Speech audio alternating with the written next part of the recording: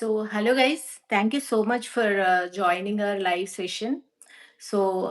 ఎవరైతే ఇప్పుడు జాయిన్ అయ్యి చూస్తున్నారో for them I just want to tell you this session is about EB-5 green card. We have done so many sessions on this topic. So today also you are going to get lot of information, especially with lot of changes in the market day by day. So every information is very important. So watch this video till the end. We are going through so many questions.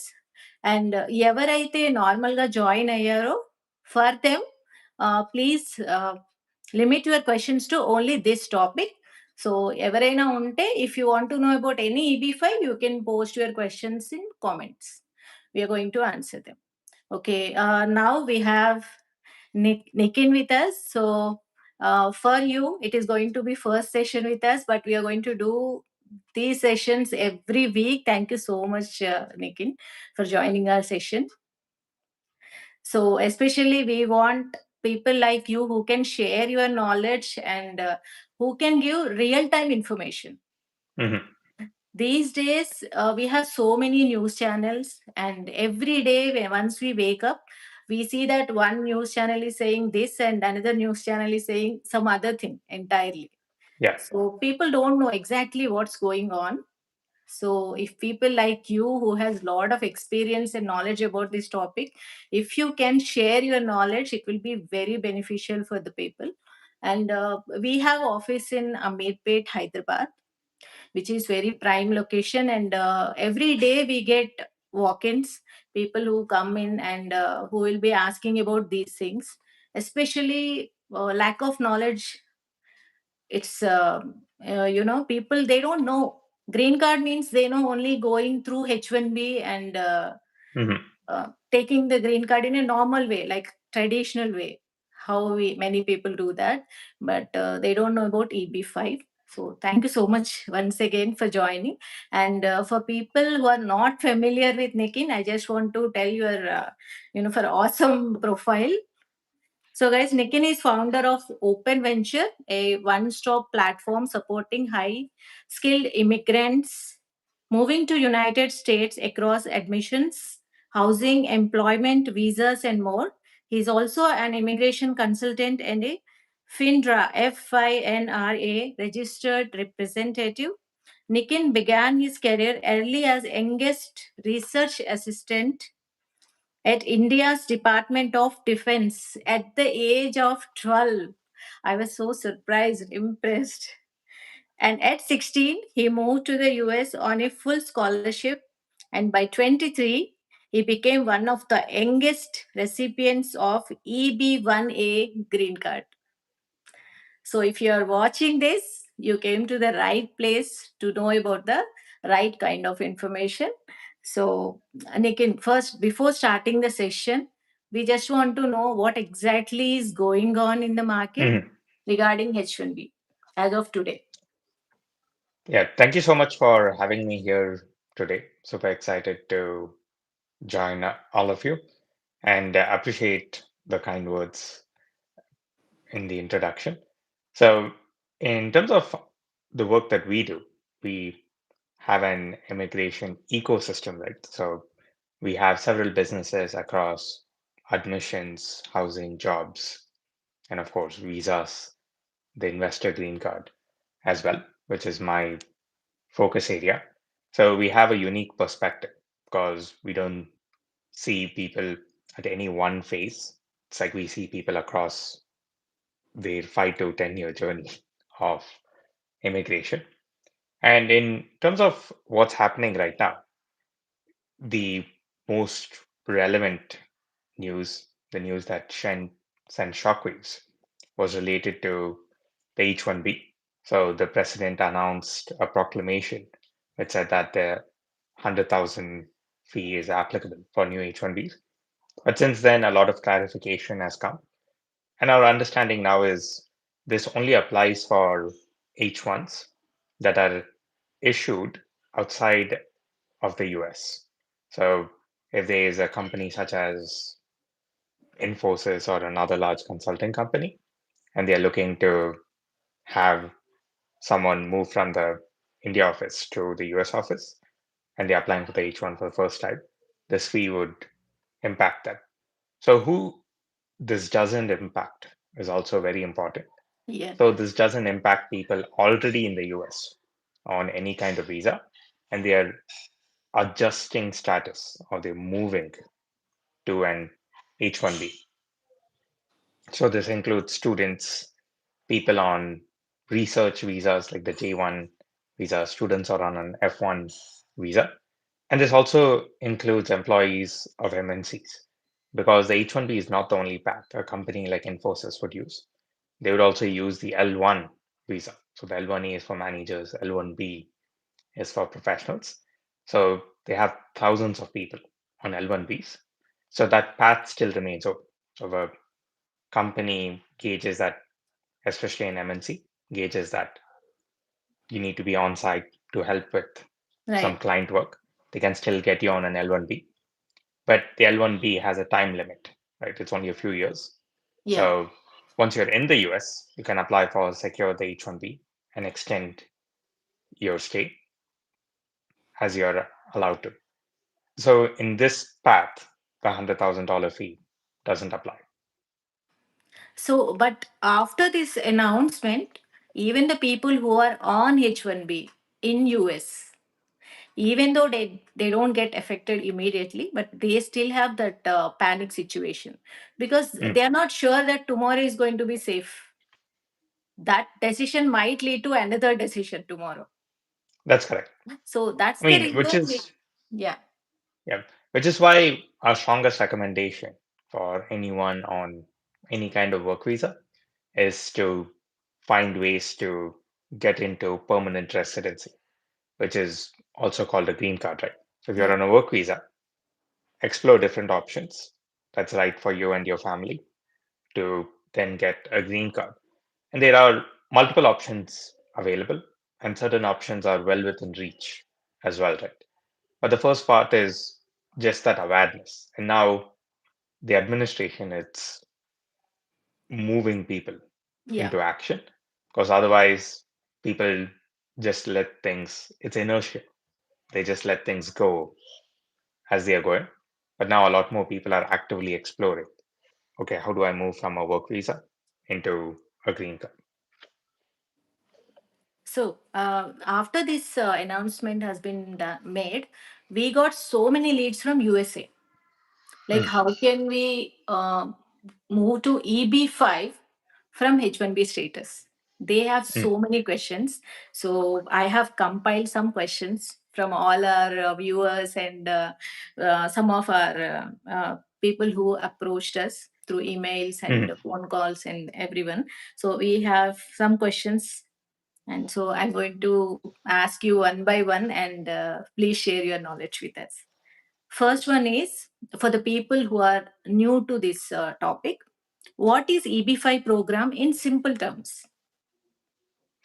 The simplest way to think about it is it's basically the US government encouraging investment into the country. So they're saying that if you invest a minimum of $800,000, so that's close to 7 crores, Hmm. in certain zip codes, so certain PIN codes identified by the government as needing economic growth, right? So not all places in the US are like New York City. I mean, there are a lot of rural Oh, places okay. in the US where there might be high unemployment or the industry is still developing. So if you're investing in projects in those areas and you're creating at least 10 American jobs in a 2 year period of time, you receive a green card. So just to summarize, the US government wants to see the applicant investing at least $800,000 in these specific zip codes, and the project creates 10 American jobs in a 2 year period of time. So these are kind of the high level conditions Got it. for So these EB-5. zip codes will be picked by the government. They will Yeah. decide. And the Each projects project are is also. reviewed and approved. Each project is reviewed and approved by the government. Okay. So it's not like we are going to choose the project. There'll be one list of projects, and we need to choose Yeah, from them. Okay. So, my second question is, who is the EB-5 program designed for? Who is eligible for this? that's a great question. Actually, the answer to that is it's anyone who has at least $800,000. Hmm. And what's important is they're able to show that it's lawfully obtained, right? Okay. So, for example, in India, you have people with a lot of land, and the land could be worth 20, 50, 100 crores. But let's say the government registration value of that land is only 2 crores, Hmm. right? So the only documentation we can gather for USCIS purposes is 2 crores. 2 So crores. Okay. the key is do you have $800,000 to put it very simply in white money, right? So In can we white. show that the tax has been paid, it can be sourced, it's lawfully obtained? And even in cases, for example, you have those funds, you might have invested in crypto. Let's say you withdrew the funds and you Exactly. invested in crypto. That's something that USCIS finds a very hard time recognizing, right? Okay. So they like seeing stocks, they like seeing salary, even business income, Hmm. real estate sales. They love seeing loans. So loans are very common, but certain types of things they have a hard time understanding. For example, gold, right? Like commodity. Hmm. Okay, what funds did you use to purchase that? Same thing with crypto. What funds did you use to purchase that? So it's on a case by case basis, which is why we sit down with applicants. We have attorneys and entire legal team in order to evaluate and help them through this process. So even if you have land also, you need to show like how you obtained that land, who gave you, or how you purchased. Yeah, All the links we need to submit. yes. Okay. So your source of funds should be very clear. Actually, when I was taking leads from US, some came with the crypto. Some people came with the stocks and shares, and different. Everyone's case is different, yeah, as you said. And also because it is very costly to get this green card, what are the exact benefits? Like, why should they go for EB-5 rather than other green card routes? I mean, it's the only green card route where even the most conservative attorney, again, you have attorneys who are optimistic, you have attorneys who are conservative, very similar to doctors, Yeah. right? So even the most conservative attorney would be like, if we, here are 3, 5 conditions to fulfill, and if we fulfill these conditions, even before we apply, right, Hmm. you will for sure get a green card. So it doesn't matter what happens to the government, it doesn't matter Okay. what down the road the rules might Okay. change, what happens to the economy. I mean, none of that affects. Nothing can So you'll affect. Yeah. exactly. So if there is one green card path, which is you're able to secure a green card with certainty, it Hmm. would be EB-5. Because you can remove, the reason it's certain is because you can remove any of the conditions of denial upfront, right? But Okay. in other green card categories, that's not the case. So there are merit-based categories where still you're developing your profile and you're submitting it to USCIS for evaluation. So they're still evaluating you. Right? So there is still immigration Mhm. risk. So that's what makes it very powerful. So it removes immigration risk. It also is a very fast path. So if you're already in the US, you can get a work permit and travel permit in as little as 3 months Hmm. Yeah. after you apply. You can apply with partial funding. So you don't even have to save up the entire 800,000. You could even get started with 50,000. So Oh, very quickly, if you have a spouse who's not able to work, if she's on a dependent visa, you can unlock yeah. your spouse's like working potential as well. once you have this permits. And then depending upon the type of project you invest in, Hmm. anywhere from 3 months to 1.5 years, typically, you get a conditional green card. And in 3 years, you get a green card. So this process, it's step by step, and it happens in a seamless manner, right? Yeah, So and that's the also main advantage of it's EB-5. quicker than other green cards. Exactly. Yeah. Quick. And what would be the timeline for the people who will be applying from India? If you're applying from India, it's a bit different. So you first have to wait for the conditional green card to be Hmm. approved. So you don't have that work permit that's issued in 90 days. But even for people from India, we are talking the conditional green card approval is anywhere from 3 months to 1.5 years. Then after that, you have to get the green card processed at the consulate. So that would take about 12 to 18 months Hmm. as well. So overall, from applying to landing in the US, we're talking about anywhere from 1.5 to 3 years. But when Very you good. land, your entire family lands with a green card, right? Yeah, So you they can can work anywhere. start businesses. Exactly. You can work anywhere. And that is much more powerful than anyone coming here on any other work visa. For kids as well, it's very beneficial. They can join. They will have that freedom to choose the universities and all. Actually, that's a very good point you raise. If you have kids, they benefit from getting in state tuition. So Yes, that's another calculation you can make, right? Because US universities, especially bachelors, the university you can alone, save a lot. Yeah. yeah, costs like 2 3 crores, Mhm. and that fees is only increasing. And if you have two kids, that itself is Yeah. 7 crores. And if you come here to the US and you're eligible for in-state tuition, which on a green card you are, that cost of 7 crores becomes about 50, 60 lakhs. So that itself you have an ROI Yeah. if you're So thinking of EB-5 instead of sending two kids for undergrad to US, you can go with EB-5. for the family. Yeah, Yeah, for the entire family. And for it's going to be permanent. Again, kids they don't need to try for the green card for themselves. exactly. And next question is, what is the minimum investment amount? Yeah, we have already discussed, right? Do you have any points to add to this? What is the minimum investment amount required for EB-5 today, as of today? I mean, there are certain loan programs available which allow you to get interest only loans Okay. anywhere from $50,000 to even $400,000. So anywhere from 40 lakhs to 3 4 crores.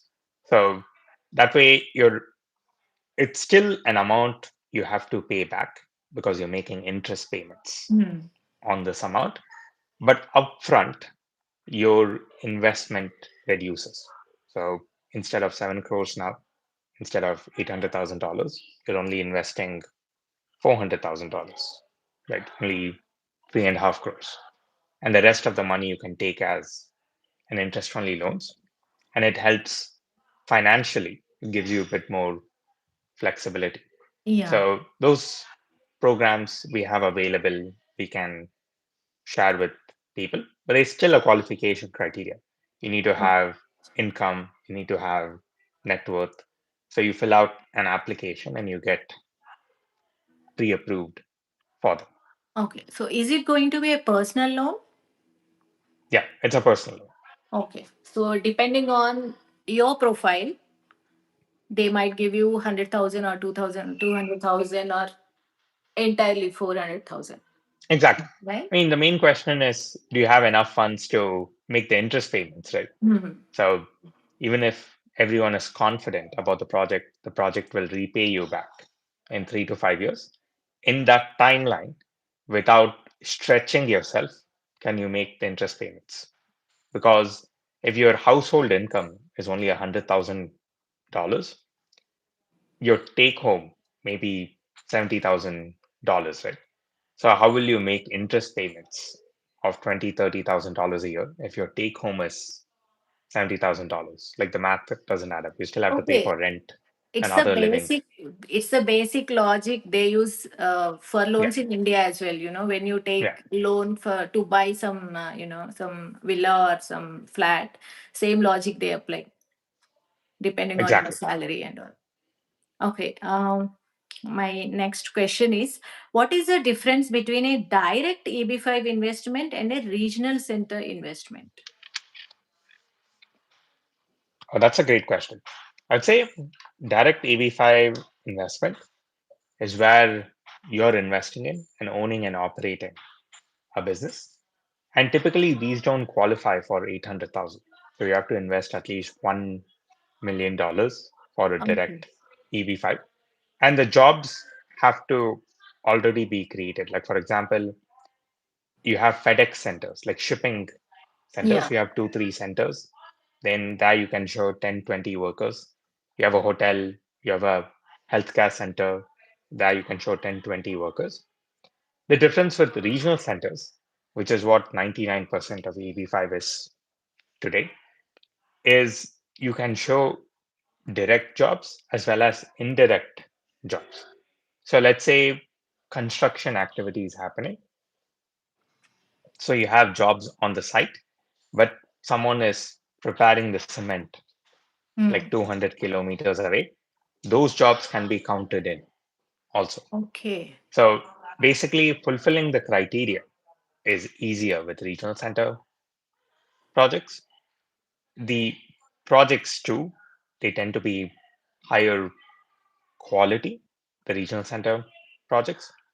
They're not like smaller solo operations that we see in direct EB5. And it's very mature, right? Which is the regional centers have been around for 20, 30 years. They have a track record. The developers have a track record. You can Hmm. ask for references. So it helps you do your diligence So in we a can thorough manner. choose. We can choose where to invest, right? Yeah, exactly.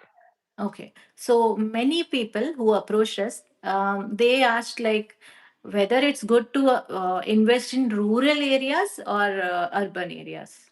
Will there be any difference? There is a difference. So rural has priority processing. So you Okay. get the conditional green card within 3 months. But the Okay. trade off is the money is invested for longer, right? Okay. So typically it's plots of land. They're building single family homes or townhomes. So you have to wait for all the homes to be sold Then before you will get your you get, investment back. yeah. So it So takes some. that's, so first there's construction, then there's sales. So it's 5 to 7 years. But the urban projects are different, right? So let's say you're investing in a hotel in Manhattan. Even before the hotel is finishing construction, some bigger group, like a Mhm. Marriott Hilton or hotel management group, is going to come and buy it out. So the early developer builder, they took Mhm. on some risk by finding land, taking out a bank loan, putting their own money, and building the hotel. And let's say the value of the hotel is 60 million. And these bigger groups, they just wait for the hotel to finish construction and then they would buy it at 100 million. So everyone wins. So the developer Mhm. gets the money back, any other investor gets paid. And that's why even the EB5 investors would put in the funds, right? So even they would be repaid. And all of this happens typically before that 5 years itself. So Okay. 3 years, 4 years. So the repayment in urban projects is much quicker Much quicker. than rural projects. So Oh, that's the main difference between rural and urban. okay. So many people gets confused here. So that's very good Yeah. point. And And you have to look at the details and make the decision that's right for you. I mean, exactly. if you're already in the US, you get that work permit immediately. So you can go and find a project where your capital is coming back sooner, right? So that would be one thought process. Hmm. If you're outside the country, then you want to come to the country quickly, right? That's the primary motivation. So you can find a rural project to invest in because even if you get the conditional green card, they still the consulate processing that has to Mm. happen. So, all in all, by the time you come, you would be maybe a year or two away from getting the capital back. So, that rural timeline and process works better for you. So, it depends on your situation and what's best You for made you. it very clear. You made it very clear because many people are confused about this, where to invest, because they will invest now, but once they invest, they will be looking forward to when I'll be getting the funds back, whether I'll be getting Yeah, them back or not. So there is a lot of clarity in this. So it depends on, again, case by case, if you are coming from India or if you are applying from US. yeah, Yeah. exactly. So my next question is, what does job creation mean in the EB-5 context? That's a great question, too. I mean, to put it very simply, in terms of the jobs, here in the US, there's a distinction between any full time job that you get. So, a full time job is called a W-2 job. And then there are part time jobs or contractor jobs. And the contractor jobs are known as 1099 jobs. Okay. So, the main difference is, especially when it comes to construction, real estate, you have a lot more contractor jobs that are available Hmm. than full time jobs that are available. So for EB-5, the job creation requirement are the full time jobs that we are talking about. And for the most part, this is something applicants don't have to even think about because even before you can invest in a project, even before an attorney will let you invest in a project, they'll make sure the job creation, the business plan, everything has already been approved by Okay. USCIS. So the projects, they prepare all the details, they submit to USCIS, and they get an approval. It's called the 9956F approval. And an attorney won't even consider the project, right? Okay. Won't even apply for your EB-5 before they see that approval letter. So with that approval letter, what USCIS is certifying is that this is a project on very good fundamentals and that we are very confident Hmm. that this project will be successful, right? I mean, it's still subject to risk as any real estate project or any project or business for that matter is. But with this approval notice, it takes care of the job creation question. So before we apply, all the criteria is already met. Exactly. Because Yeah. some of the applicants, they are thinking that they need to create the jobs. They think that they have to create the jobs. I know because EB-5 is very famous green card, but still our Indians, they followed the normal green card method till now. Like go on H1B and wait for your green card for 10 years or 15 years. This is Yeah. something new they are focusing right now. Even though it was Yeah. there before, it was not as famous as nowadays. So that's the reason they Exactly. have so many questions. Even the small information matters. Many applicants ask me, like, do we need to create the jobs? So they don't need Yeah. to do anything. It's already been done. You need to Yeah. apply and the process will The start. the entire process is designed to be passive, right? Yeah, So exactly. that's the main advantage of EB-5 too. Is yes, you're making a decision on where to put your funds. It's a very important decision. But in terms of all other aspects, the job creation, I mean, monitoring it, making sure it's according to the USCIS Hmm. guidelines, that's like turnkey now, right? So people have been doing this for the regional centers attorneys have been doing this for 20, 30 years.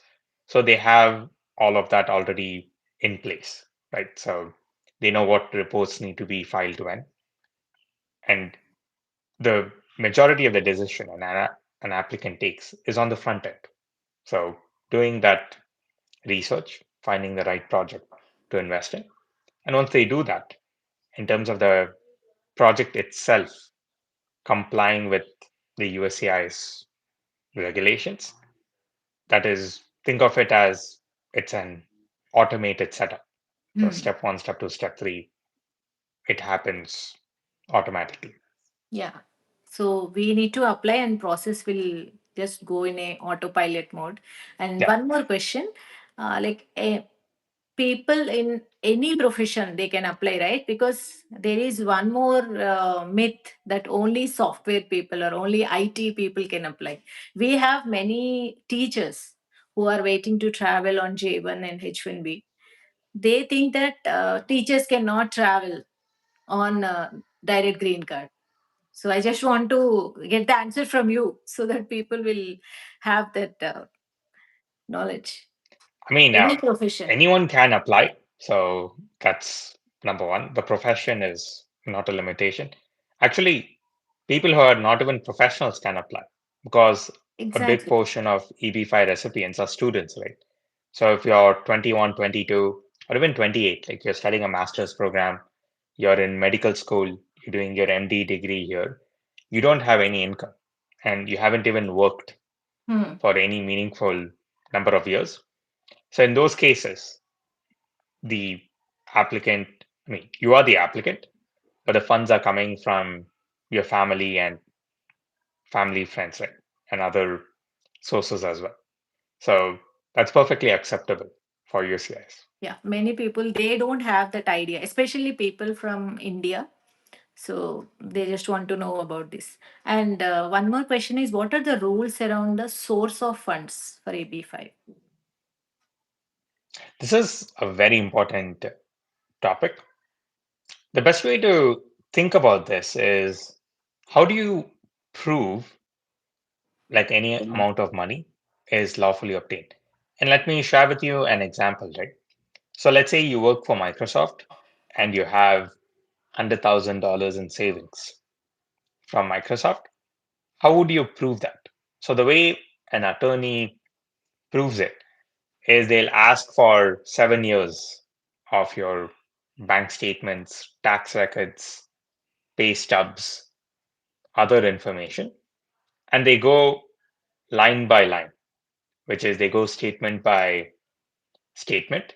And they're like, okay, for this $10,000, we see there's a deposit coming in. We Hmm. see the tax has been paid for. We see that its source of funds clear, right? So it's a very tedious process. An entire legal team goes to work on it. And they basically take a highlighter and Hmm. they print out the statements and they sit and do this. So that's the process.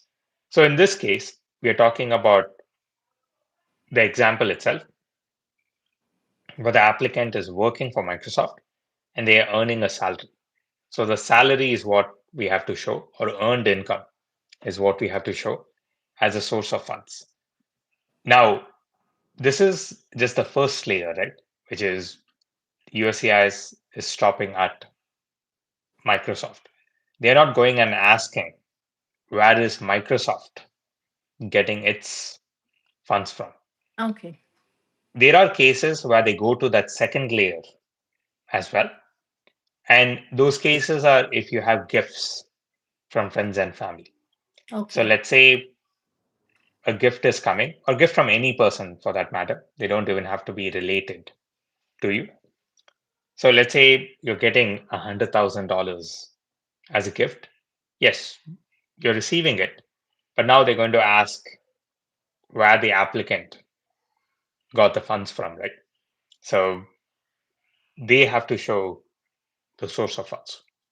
Okay. Sometimes it happens with loans as well. So let's say if you're getting a loan from a company, I mean, a loan from an institution that's not a bank, right? Okay. So there are a lot of private institutions that give loans. So in those cases, also, they go two layers. So they're Okay. like, okay, we see the documentation for the loan, but where is the lender getting their funds from? So please give us documentation for that. Okay. So can Yeah. they get land as gift from aunt, uncle, or parents, or in-laws, land I or mean, ultimately, the funds have to be wired in US dollars to the project, right? Hmm. So, whatever steps happen before that is secondary to this final step. And what I mean by that is, yes, you can get the land as a gift, but you have to take a loan against that land, or you have to sell that land Sell that land, to yeah. get some more, to get the cash, and then transfer the cash to the project. But yes, to answer your question, in most cases, unless it's ancestral land, Hmm. so it's been there with the applicant, with the family for a long time. If it's recently purchased in the past 10, 15 years, then you do have to show how the land was purchased. Okay. So they So go to the yes, here second too, step. they go to the second. Okay. So as you said earlier, like we they can start the process with 50K or 100K dollars. Hmm, yeah. So like if I am the applicant, if I start my process with $100,000, what would be the process like? Will my start So process the, will be started, or my process will be started only once I pay total 800K? so you will file the application, but it's a partial application, right? Okay. So the way it would work is you would work with the attorney. It typically takes around 2 months. You would prepare all the documents, and when you submit your application, you will share a plan with the USCIS. You'll be Okay. like, hey, Mr. USCIS officer, I'm making this good faith down payment of $50,000 of $100,000, and here is my funding plan. So here is how I plan to fund the rest of my investment. And USCIS is like, okay, we are confirming the receipt. We'll give you this work permit, travel permit,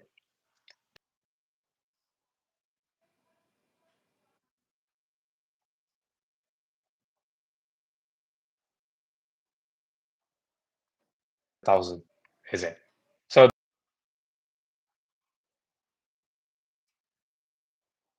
So they'll be issued in about 90 days Okay. time, even with a partial application. Okay. So it can be started. But yeah, so Yeah, it's it going can to be be started. partial Yes. application. Okay. Yeah. Okay, we have covered how long does it take to get conditional green card. Okay, now the important part is if I am the applicant, if I come to you for applying, Mm. can you explain like how would you take the process forward? How would you take my application forward? What are the next steps? That's a great question. I mean, the process is very simple, which is we have to select the right project to invest in based on your preferences. And then we have to, Sorry to interrupt. You would be helping the applicant, right? To select the project? exactly. Okay. Yeah, I was just coming to that. But overall, that's the process. We select the right project to invest in. And in parallel, we work with the attorneys. We get your funds cleared. And once we are ready, we would invest in the project and file your application. So this is very simply the EB-5 process, like the work that needs to be done. Now, where do we come in? What do we help applicants Yes. with? It's the entire journey, right? So it's starting with understanding EB-5, the timelines, the process itself, and also things to watch out for. So which funding is acceptable, which funding is not Mm. acceptable. Should you already be in the US and apply? Should you apply outside the US? I mean, Yeah. there's so many different situations to navigate it. So we handhold applicants through that. The majority of our time is spent in helping applicants understand, evaluate, and pick the right project to invest in. And we never go with just one. So our approach is let's have a short list. So let's have 3, 4 projects in that short list, and let's sign like a letter of intent with each of them. So they hold the spot open for you, right? And again, they could be closing quickly, they could be waiting for their last few investors. But once we have that initial paperwork done, it's called the Okay. subscription agreement done. It preserves your spot. So that way you have 3, 4 options open to you, and you're not like rushing into one, Mm. right? So that's our approach is let's keep your options open till you're ready to fund. Okay. Then we, in parallel, work with the attorney, prepare all of the funding documents, have that ready, have your biometrics done, your medical evaluation done. And when you're ready to fund, when the attorney is like, okay, all of your funds are cleared, now based on your comfort level, based on what you prioritize the most, do you want your funds back quickly? Do you want the green card quickly? Do Mm. you want a return on your funds? Because typically the return is 1% a year. But if you want some higher returns, 3, 4%, maybe even higher, there are certain projects for you. Okay. So whatever matters to you most, then you basically take a leap of faith. I mean, I wouldn't call it any other way, is you can do your very best to remove the risk from the investment. But at the end of the day, there's still a risk, right? So Yeah, right. you do have to take that leap of faith.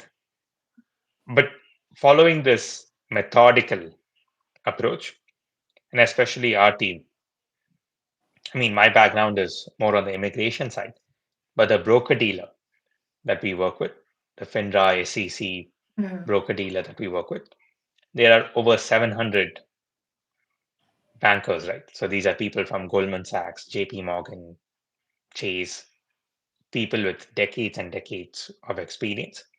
And this is something we collaborate together, which is identifying projects that are the very best that we know for sure the applicants would get their capital back in a timely manner. Mm. So when applicants go to our platform, they benefit from our due diligence experience as well.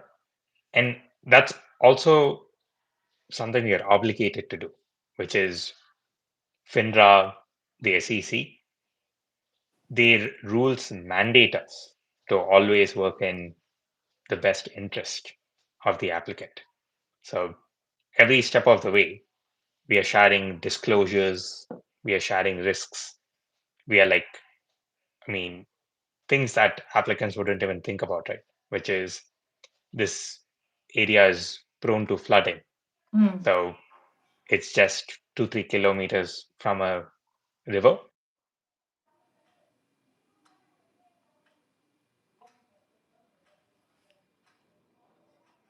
I think we have some network issues.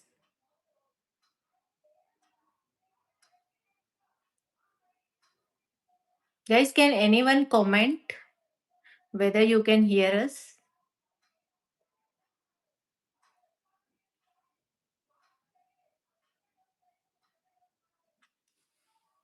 Hello. Hello. Hello.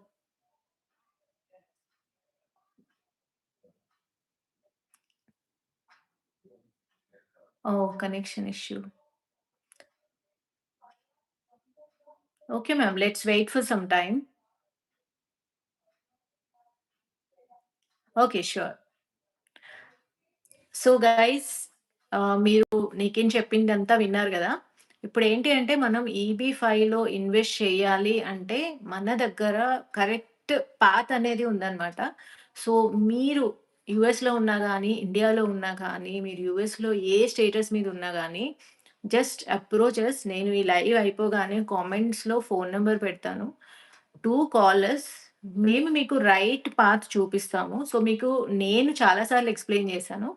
కానీ right person వచ్చి explain చేస్తే ఇంకా బావుంటుంది అనేసి నిఖిల్‌ని invite చేశామనమాట. So, we all work together. మీరు మైగ్రా స్టడీని అప్రోచ్ అయినట్లయితే మనము అటార్నీతో సెషన్ పెట్టుకోవచ్చు. And attorney will see all your source of funds and everything అన్నీ చూసి మిమ్మల్ని రైట్ పాత్‌లో ముందుకు తీసుకెళ్తారు. అండ్ ఆల్సో మీరు రాగానే, మీరు రాగానే వి విల్ సీ ఎవ్రీథింగ్. మీకు కరెక్ట్ అడ్వైస్ ఇచ్చిన తర్వాతే ముందుకు వెళ్ళొచ్చనమాట. స్టార్టింగ్ ఫ్రమ్ మీరు ఎలాంటి ప్రాజెక్ట్ ఎంచుకోవాలి అన్న దగ్గర నుంచి లాస్ట్‌లో ఫండ్స్ మీకు బ్యాకొచ్చే వరకి గూడా we will be with you. So, end to end support అనేది ఉంటుందనమాట. సో, అందుకే నేను నిఖిల్ గారిని ఇన్వైట్ చేశాను ఈ లైవ్‌కి. సో దట్ మీకు రైట్ పర్సన్‌తో మాట్లాడితే కరెక్ట్ ఇన్ఫో వస్తుంది అనేసి. So, Nikin has some network issues. Let's wait for one more minute. And also, we have office in Amirpet, 302 Meridian Plaza, Amirpet, Hyderabad. You can walk into our office or you can call our number. I'll give you the number once I end this live. Top కామెంట్‌లో నేను number పెడతాను. Do approach us. Whether you are in USA or whether you are in India, anywhere. So, you can apply for this green card from anywhere in the world. So, first అయితే approach అవ్వండి. మీరు counselling అయితే anyway it's free. So, approach అయ్యి advice తీసుకోండి and then only you can proceed. So, let's wait for some time.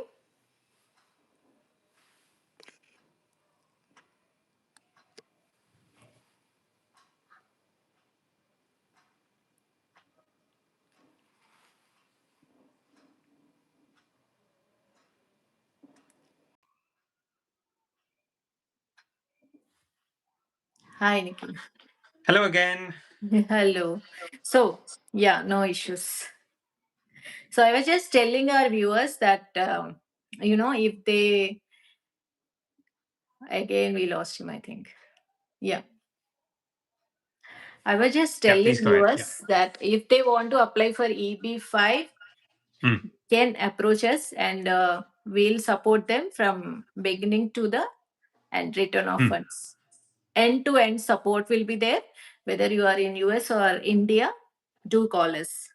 So yeah, Nikin, we have few more questions. Okay. Yeah. Let's talk about risks, if they have any risks. The in terms of EB-5, there are only two risks. One is the immigration risk, right? Uh, And the other is the investment risk. On the immigration side, like I shared earlier, you can find projects that have already created the jobs, right? And of mm, course, the attorney would work with you to vet your funds. So you can remove that risk entirely. And this is before you even apply. So you're not applying and thinking, okay, whether USCIS will accept my application or not. So there is a process to follow that to be secure on the immigration side. And on the investment side, that's where the main work is, right? Is looking at the developers, and that's the work that we do as well, which is looking at the developers' track record. How have they treated investors in good times, in times like COVID? Have they repaid investors in full? Have investors got their green cards done? And now coming to the project itself, is the project just now construction is getting started, or is it in the later stages? mm, Right, it's close to completion. That's something that we look at because that affects the repayment timeline too. So it's an earlier project, the mm, repayment would take exactly. longer than a later project. The other is what is the priority for the EB-5 investors? So ideally, you want to be, I mean, logically again, you want to be the last investor in and the first investor out. So that is what gives you Mm, like preference and security. So we can look at the capital stack. So the capital stack is where you are in the order of preference for being repaid, right? So that's another factor into consideration. And then finally, all things being equal, so let's say there are 3, 4 projects and they have this in place. Now you can look for additional investor protections. Mhm. So in certain cases, the developer personally gives a repayment guarantee. So they say that if the business doesn't generate enough revenue in 5 years, I will repay you back, right? So Okay. let's give the business some time, but for whatever reason, again, it could be COVID, recession, for any reason whatsoever, I will personally repay you. Other times, it's from the owner of the developer. So not the development firm, but the owner might be a very wealthy individual, right? And they're giving you a personal guarantee Insurance, yeah. saying that these are written executed Yeah. guarantees, right? So it's not a verbal Yeah, commitment, it's of not to be course. taken lightly. But two more things. Another third way is it's from a bank. So there's a line of credit from a bank. So the bank also knows that, okay, in the fifth year mark, these funds can be used to repay some EB-5 investors.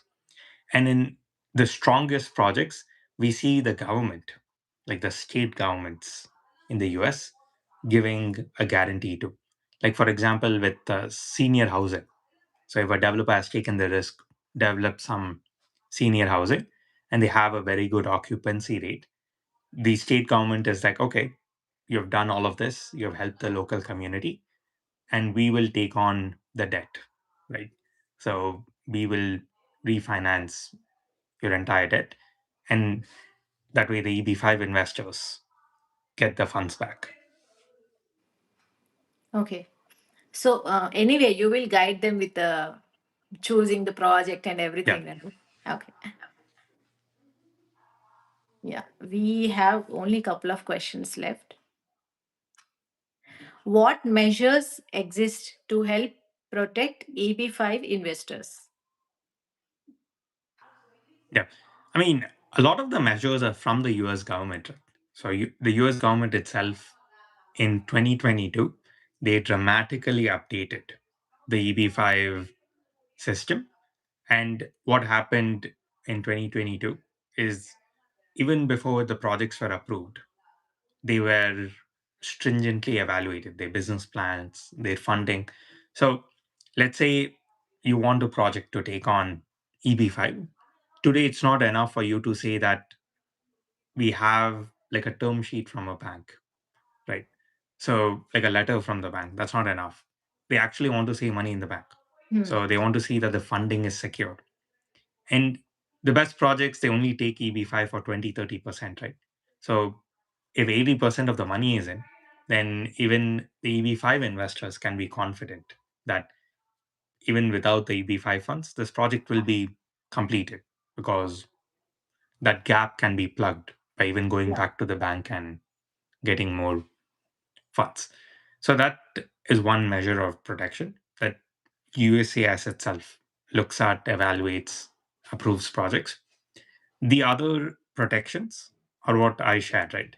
Is looking at the track record history of the developers and Right. what other agreements are in place. Is there repayment, refinance guarantees in place? And finally, working through us, working through like FINRA SEC registered broker dealers, it's important to understand that at the end of the day, any EB-5 project, they are issuing a security. Like a security is like a stock, a bond, all of those are Hmm. securities too. An EB-5 investment is also a security. And if you're working directly with a project, I mean, any salesperson, there's some measure of exaggeration, Hmm. promises, expectations that they set, right? However, in the US, all of us, like the issuers, the broker dealers, all of us are governed by one body, known as FINRA, and the enforcement arm of that is known as the Securities and Exchange Commission, or the SEC. And the SEC is incredibly strict. So if there's a commitment to an investor, I mean, an investor feels like that commitment wasn't honored, there's very little they can do about it, right? Okay. However, if it's done through our platform, if it's done through a broker dealer, we are actually not just able to take them to court, the issuer personally can face like jail time. And this is even for making like a wrong statement, right? I mean, leave alone for falsifying anything in any of the documents. So that's how strict the rules, the guidelines are. So we give that protection, that cone of protection to the applicants as well. So going through the proper channel reduces the risk to Exactly. simplify Yeah. that. Okay. Have there been any recent changes to the EB-5 program? The the recent change is coming, right? And what I mean by that is the deadline for EB-5 is September 30th of 2026. Because after that, we cannot even submit an application. That's the last date Right. to submit an EB-5 application under the current rules. And also, there's a high volume of Indian applicants now. So the dates, I mean, right now there's no waiting time for EB-5, Yeah. but by the middle of the next year, that might no longer be the case. So there could be a waiting time for EB-5. So if you're considering EB-5, it's important to act on it immediately, right? Act fast. Yeah. So have experts take time to do diligence.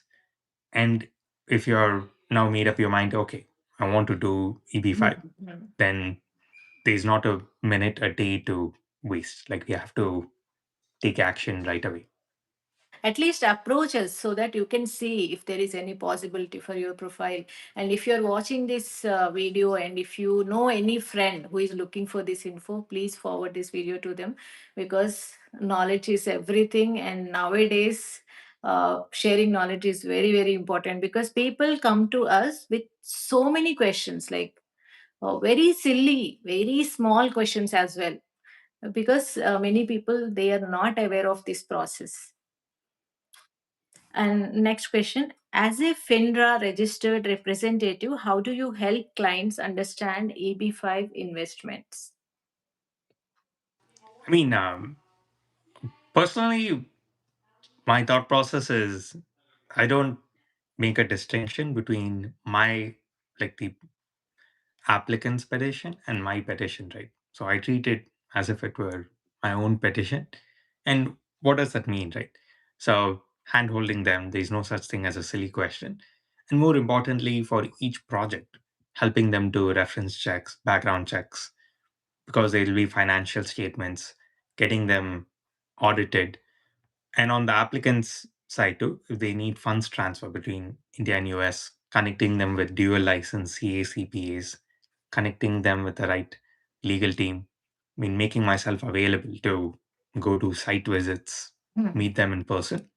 So it's like a high, it's like a white glove, high touch support that we provide. But more than anything, it's making people aware of the risks that we are discussing earlier and having them gain confidence and conviction in making the decision that's right for themselves and their families. So, yeah, one more thing I just want to tell, end to end support. Please don't forget this, because as I said, many applicants are, concerned about what would happen once they get conditional green card. Yeah, Like, will you leave us? What happens to our return of investment? So we will be there with you from the beginning till the end, from exactly. your first counseling session till you get your investment back. We'll be there with you. So please share this video with your friends and family. And also, before approaching us, obviously they'll go through all the info in Google about EB-5, right? So we want to know what should someone do if they want to learn more about EB-5 in We a have proper prepared a channel. detailed FAQ, so you can email us. I mean, my email is nikin@openinvest.com, and we'll also share a link to that FAQ in the description of this Yes, yes. webinar. So you can go and download that FAQ.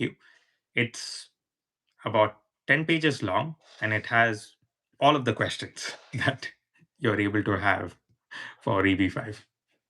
So after this live, I'll add everything in description and top comment as well. Please do check. Yeah. Okay, yeah, you have answered my next question as well. Where can viewers find reliable information about EB-5 program? Yeah. So yeah, so guys, I think you have learned so much in this session, and Nikin, thank you so much for joining. And we'll be having these sessions every week. We'll come up with different topic next time, and we have learned a lot. And guys, మీకు ఏ questions ఉన్నా కానీ please post in the comments. Even after this live will be replying. And also top కామెంట్లో you will have our phone numbers, Nikin's email ID, and everything, or all useful information, and also our office address as well. You can call us, you can mail us, you can directly come to our office and meet us. First counseling will be anyway, it's free. So first approach us, then we can decide how to go forward. All your questions will be answered. So thank you so much, Nikin, once again. We'll see Really you next week. appreciate having me, and super excited to connect with all of It's you my today. privilege. Yeah. And any questions you have, please feel free to reach out. So we are here to support you through the process. Thank you, Nikin. Thank you, guys. Thank you, Ending everyone. this live now. Yeah. Bye. Have a good day.